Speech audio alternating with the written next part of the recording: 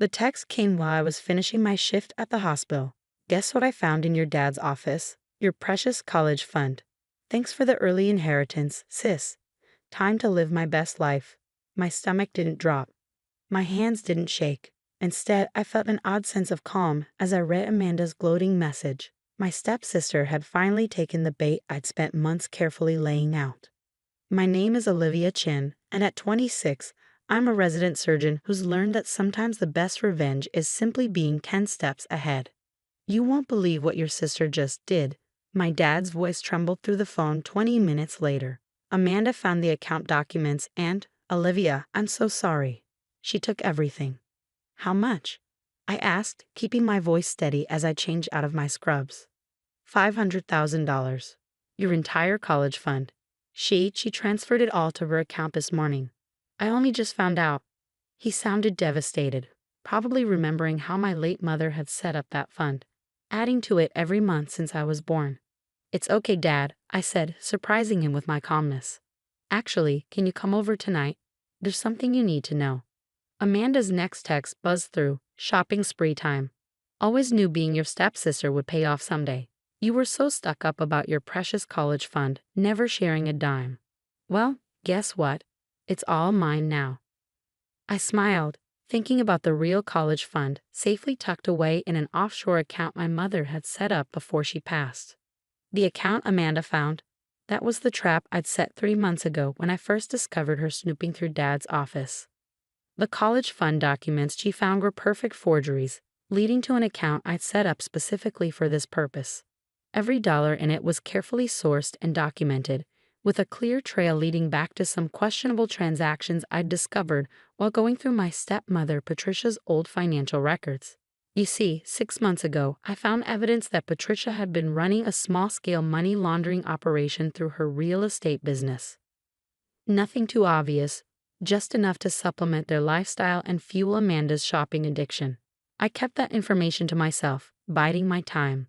Then I noticed Amanda going through Dad's files late at night, clearly looking for something. It didn't take much to figure out what.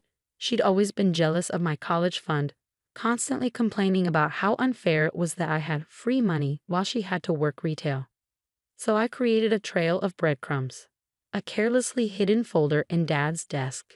Bank statements showing regular deposits, a forgotten sticky note with account details. Dad arrived at my apartment that evening, looking exhausted. Olivia, I've already called the police, but Amanda's claiming you gave her permission to access the account. Patricia is backing her up, saying you mentioned wanting to share it with your sister. I gestured for him to sit down and pulled out my laptop. Dad, there's something you need to see. But first, has Amanda spent any of the money yet? He nodded miserably. She's already transferred most of it to different accounts. Started making large purchases. Patricia says we should just let it go, that it's fair since you've already finished medical school. I turned my laptop around to show him the real bank statements. That money Amanda took. It's not my college fund. Mom was smarter than that. His eyes widened as he read through the documents.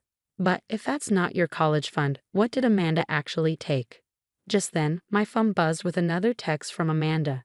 Just bought my dream car. And put a deposit down on a condo. You should be happy for me, sis. I deserve this way more than you do. I showed Dad the text, then pulled up another document. Remember how Patricia always seemed to have extra money, even when her business was struggling? I found these transactions while organizing your files last spring. The account Amanda stole from. It's filled with money that Patricia's been laundering through her real estate deals. Dad's face went pale. What are you saying? I'm saying that in about, I checked my watch, 20 minutes, Amanda's going to get a call from the bank's fraud department. They've been monitoring that account since I flagged it 3 months ago. Every purchase she makes is being tracked. You set this up. Dad's voice was barely a whisper. No, Dad, Patricia set this up years ago. I just made sure Amanda found it. Everything she's doing now, the transfers, the purchases. It's all creating a perfect paper trail leading right back to Patricia's money laundering operation. As if on cue, my phone lit up with a call from Amanda. I let it go to voicemail, already knowing what it was about.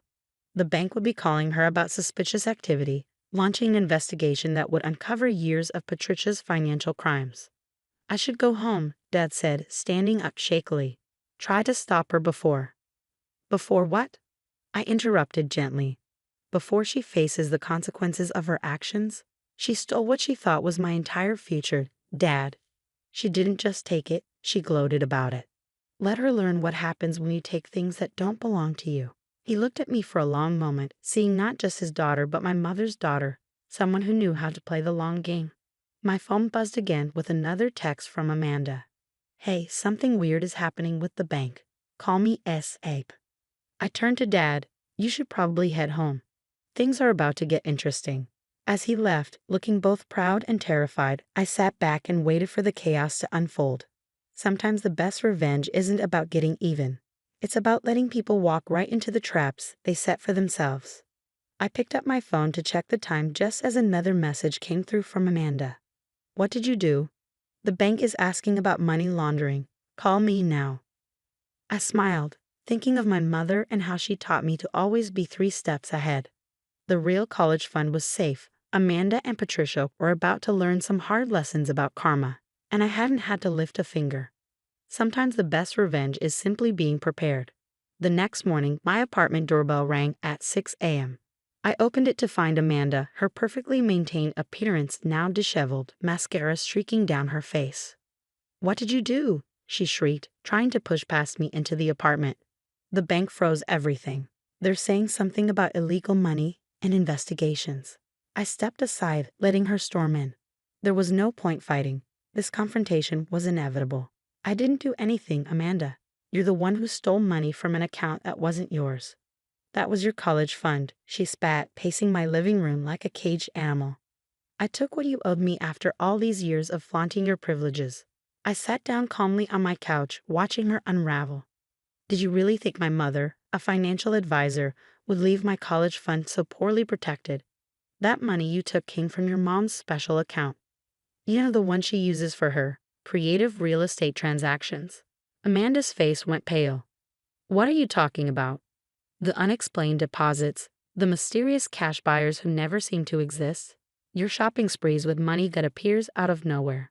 I pulled out a folder and set it on the coffee table. It's all here. Every transaction, every fake buyer, every laundered dollar. And now, thanks to your greed, the bank is investigating all of it. You set me up, she whispered, realization dawning in her eyes. No, Amanda, you set yourself up. I just let you do what you do best. Take things that don't belong to you. Her phone buzzed, Patricia's name flashing on the screen. Amanda's hands shook as she answered it on speaker. The FBI is here. Patricia's voice was panicked. Amanda, what did you do with that money? They're asking about all the transfers. I could hear male voices in the background, official-sounding terms like warrant and financial records floating through the speaker. Mom, Amanda's voice cracked. The money, it wasn't Olivia's college fund. It was yours. The one from your business. The silence on the other end was deafening. When Patricia spoke again, her voice was ice cold.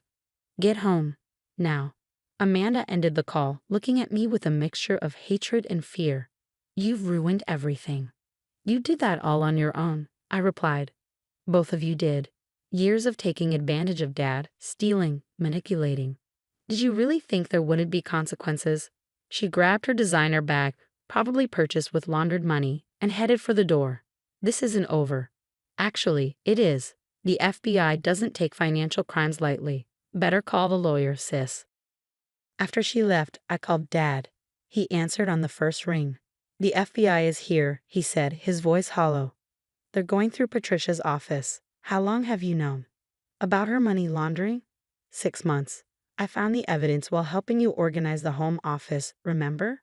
But I needed proof that couldn't be explained away. Amanda's theft and subsequent spending spree provided that perfectly. Why didn't you tell me? I sighed, thinking of all the times he dismissed my concerns about Patricia and Amanda's behavior. Would you have believed me? Or would Patricia have convinced you I was just being jealous again? His silence was answer enough. Throughout the day, texts flooded in from Amanda. They're taking Mom's computers. Dad won't stop crying. The FBI agent says we might face charges. How could you do this to us? I ignored them all, focusing instead on my hospital rounds.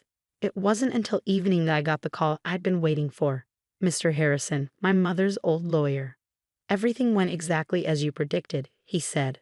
The bank flagged the suspicious transfers, which triggered the FBI investigation. They've uncovered quite a network of money laundering through Patricia's real estate business and my real college fund. Safe and secure, just as your mother set it up. The offshore account hasn't been touched. Patricia and Amanda never even knew it existed. I thanked him and hung up, feeling a weight lift from my shoulders. My mother had always said, keep your cards close and your enemies closer. She'd known, somehow, that I might need protection one day. Later that night, Dad came to my apartment. He looked older, tired, but there was a clarity in his eyes I hadn't seen in years. Patricia's been arrested, he said, sitting heavily on my couch. Money laundering, tax evasion, wire fraud. Amanda's being questioned as an accomplice. All these years, I never saw what was happening right under my nose. I made us both tea, a habit I picked up from my mother. You saw what you wanted to see, Dad. They counted on that. Your mother? He started, his voice catching. She would have seen through them immediately. She did, I said softly. Why do you think she set up my college fund the way she did? She knew something like this might happen. Dad looked at me, really looked at me, perhaps seeing for the first time how much I resembled my mother, not just in appearance, but in foresight and strength.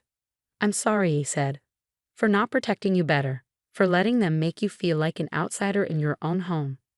I took his hand, feeling the years of distance between us start to close. I protected myself, Dad, just like Mom taught me to. My phone buzzed with another text from Amanda. The FBI is charging Mom. This is all your fault. You've destroyed our family. I showed it to Dad, who read it with a sad shake of his head. She still doesn't get it, does she? This isn't about you. It's about their choices. Some people never learn. I agreed.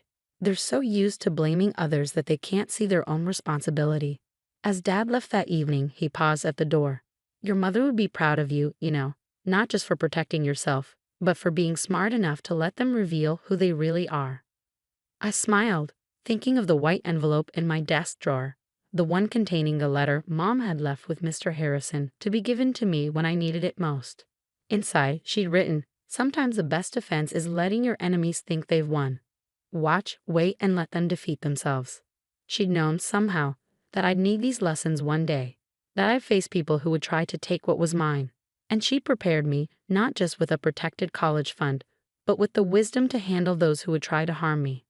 As I got ready for bed that night, one final text came through from Amanda. We're going to lose everything because of you. I didn't respond. She'd lost everything because of her own choices, her own greed, her own belief that she could take whatever she wanted without consequences. Sometimes the best revenge isn't about getting even. It's about letting justice take its natural course.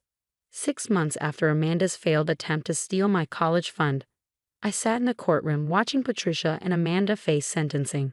The FBI's investigation had uncovered far more than just money laundering, years of tax evasion, wire fraud, and a network of fake property deals that have funded their lavish lifestyle. Patricia stood before the judge, her designer clothes replaced by modest business attire, trying to maintain her dignity as the charges were read. Amanda sat behind her, head down, no longer the confident bully who texted me gloating about stealing my future. The defendant, Patricia Wilson, is sentenced to 5 years in federal prison, the judge announced, her voice firm. Additionally, all assets connected to the illegal activities will be seized.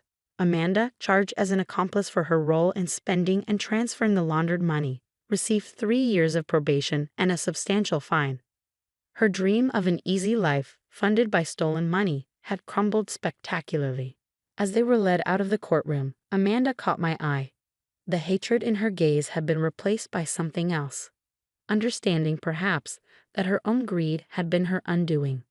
Dad waited for me outside the courthouse, looking both relieved and exhausted. It's finally over, he said, running a hand through his graying hair. Almost, I replied. There's something I need to show you. We drove to a small cafe where my mother and I used to have Saturday brunches. Once seated, I pulled out an envelope, the one she'd left with Mr. Harrison. Mom wrote this letter before she died. I explained, handing it to him. She knew Patricia wasn't what she seemed. She saw through the act from the beginning. Dad's hands trembled as he read. My dearest Olivia, if you're reading this, then someone has tried to take what's rightfully yours. I've watched Patricia since your father started dating her, seeing how she manipulates situations for her benefit. Trust your instincts about her. They're the same instincts I have. The real college fund is protected, but that's not the most important thing I'm leaving you. I'm leaving you the wisdom to handle people like Patricia and Amanda. Don't fight fire with fire, let them burn themselves out. Take care of your father. He's a good man who sometimes sees the best in people who don't deserve it. All my love. Mom. Dad wiped his eyes, folding the letter carefully. She knew all along. Why didn't she say anything? Would you have believed her? I asked gently, or would you have thought she was just jealous of your new relationship? He nodded, understanding dawning in his eyes. She protected you the only way she could, by teaching you to protect yourself. Later that evening, I visited Mom's grave, placing fresh flowers beside her headstone. I sat there for a while, telling her about everything that had happened. You were right, Mom, I said softly. Sometimes the best way to deal with people like Patricia and Amanda is to let them think they've won. They do all the work of destroying themselves. My phone buzzed. A text from Amanda, sent from her mother's prison. I hope you're happy. We've lost everything. I didn't respond. She still didn't understand that this wasn't about happiness or revenge. It was about justice, about consequences finally catching up with their actions. Dad's been different since the trial. He's more present, more aware. We have weekly dinners now, slowly rebuilding our relationship without Patricia's manipulative presence between us. Sometimes he asks about the real college fund, but I keep those details private. Mom taught me well, some cards are best kept close to the chest, even with those you love. As for Amanda, last I heard, she's working retail again, living in a small apartment, learning the hard way that honest work is better than easy money. Sometimes consequences are the best teachers. My mother's final lesson wasn't about money or protection. It was about patience, wisdom, and letting people reveal their true nature. In trying to steal what they thought was my inheritance, Patricia and Amanda lost everything they had. Sometimes the best revenge isn't revenge at all. It's simply having the wisdom to step back and let justice take its course. And that college fund they never found. It's still growing, safely tucked away. A reminder that my mother's love and protection extend far beyond her time with me. Some legacies can't be stolen, no matter how hard people try.